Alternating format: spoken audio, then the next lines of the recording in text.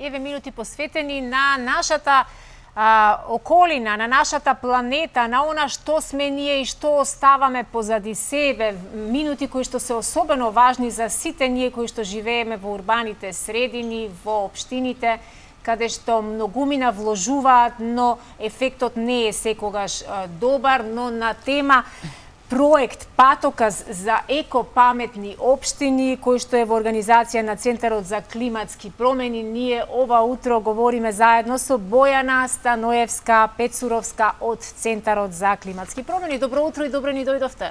Добро утро, ви благодарам за поканата. Ми е чест и задоволство да бидам овде и да зборуваме за една ваква интересна тема.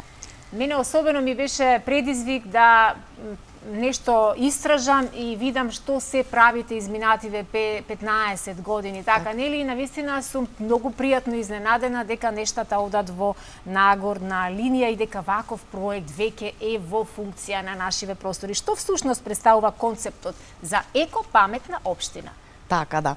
Значи, концептот за екопаметна општина не е нов концепт, меѓутоа ние решивме малку да го возобновиме и да му дадеме една друга димензија, да речам. И сето тоа благодарение на Американската амбасада, која што минатата година во август одлучи да го финансира овој проект. За целите на проектот ќе зборувам малце подоцна, меѓутоа концептот на екопаметна општина представува еден интегриран пристап, значи интегриран пристап каде што се земаат предвид сите медиуми, односно сектори, области во животната средина, како што се водата, воздухот, почвата, загадувањето, отпадот, бучавата, природата. Значи, буквално се она што не обкружува, вклучително и енергијата, климатските промени, ефектите од климатските промени и можноста за подобрувањето. Практично, екопаметна општина значи е општина која што се стреми за одреден временски период да ги намали емисиите на штетни загадувачи, загадувачки супстанции и односно емисиите на стакленички гасови, кои што ги емитува од сите своји активности. Тука се, значи, домакинствата, комерцијалниот сектор, понатаму бизнисите, индустријата, отпадот кој што граѓаните го создаваат, но и начинот на користење на енергијата, односно можностите за искористување на обновливите извори на енергија, но и потенцијалот на енергетската ефикасност. Како во домовите, така и во административните, односно комерцијалните објекти. Браво, многу паметно. Ова паметни решенија и изнаоѓање на начини многу ми се допаѓа и овој голем прогрес. Кои се причините зошто Центарот за климатски промени го отпочна овој проект? Така, значи ние, како што кажавте, значи формирани сме од 2008 година и од тогаш, веќе 15 години, активно работиме на различни решенија. И она што увидовме досега е дека спроведувањето на законодавството кој што нашите релевантни институции го донесуваат, односно го усвојуваат, многу малку се спроведува на локално ниво. А всушност локалната заедница, односно локалната самоуправа е таа која што го носи товарот на спроведувањето на самото законодавство. Така да тоа беа едни од причините, значи, да се подобри спроведувањето на законодавството за животна средина и енергетика и истовремено со тоа да се подобри квалитетот на живот на граѓаните кои што живеат во таа заедница. Да, затоа што главна цел на ултимейт гол, ја што викам, е буквално тоа, подобар квалитет на живот за сите, кој што треба да го обезбеди локалната заедница. Сигурно сум дека многумина кои не гледаат се заинтересирани да дознаат како можат општините да се вклучат во овој проект и кои општини до овој момент веќе се вклучени.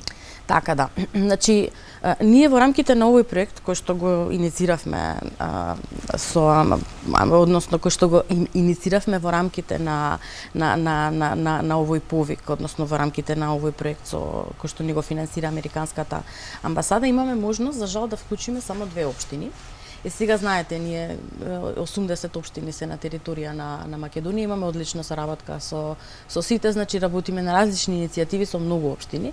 И за да бидеме отворени, односно транспарентни во процесот на одбирање. Имавме јавен повик кој што траеше минатата година во декември, практично цел месец беше отворен, каде што општините имаа можност да аплицираат и врз основа на одредени критериуми, ние заедно со комисијата и заедно со Министерството за животна средина, затоа што Министерството за животна средина исто така поддржувач на овој проект, нели ги поставивме заеднички критериумите, врз база на тие критериуми ги одбравме општините. Во моментот, значи, во рамките на овој јавен повик, општина Аеродром и општина Струмица се дел од оваа иницијатива. Меѓутоа, ние како организација планираме да ја продолжиме оваа иницијатива. Значи, сега ќе го воспоставиме патоказот. Патоказот е всушност плански документ, кој што треба да го донесе советот на општината, во кој што ќе бидат интегрирани, значи, сите овие аспекти, односно области кои што ги споменав на почеток, нели? И понатаму ваков еден патоказ да направиме за што е можно повеќе општини во рамките на други иницијативи. Така. Може ли да ни кажете нешто повеќе околу активностите кои планирате да бидат спроведени во овие општини? Така. Значи на почеток и во Аеродром и во Струмица работиме на прибирање на податоци, односно на прибирање на информации за тоа што све загадува, односно што све ја афектира благосостојбата, да речам, на и неквалитетот на живот го зголемува, и го зголемува неквалитетниот живот. Значи и врз основа на овие информации, податоци кои што ќе ги собереме, ние ќе покажеме кој сектор, значи енергетика, индустрија, отпад, разноразно, значи различните активности како на територија на општината, како допринесуваат и со кој удел допринесуваат. И врз основа на ова, многу е важно да знаеме дека ова ќе ни биде основата врз основа на која што ќе поставиме мерки за тоа како од година во година можеме да ги намалиме емисиите, а со тоа и индиректно да допринесеме кон квалитетот на живот. Знаете дека државата, значи на национално ниво, ги следи сите препораки од Европската унија и генерално од меѓународната заедница со цел намалување на стакленичките гасови и намалување на загадувањето, значи не само од аспект на стакленички гасови, него и загадувачи на воздухот, намалување на количината на отпад и така натаму. Така што целта е буквално да овие мерки и активности директно или индиректно допринесат и кон националните цели кои што државата ги поставува. Така, мене ми е одлично да ве слушам, но времето ни е многу кратко. Еве да ни кажете на самиот крај кои се плановите на Центарот за климатски промени, на кои проекти дополнително работите во моментов и како научените лекции од овој проект ќе се применат во сите идни ваши проекти. Да. Јас само би сакала пред да зборувам за нашата организација да кажам дека освен патоказите, односно планските документи кои што ќе ги добијат општина Аеродром и општина Струмица, планираме и пилот проекти, значи имплементација на пилот проекти, што тоа би значило. Значи во Струмица во моментот веќе работиме на отпочнување на примарна селекција на отпад од пластика во 1200 домаќинства.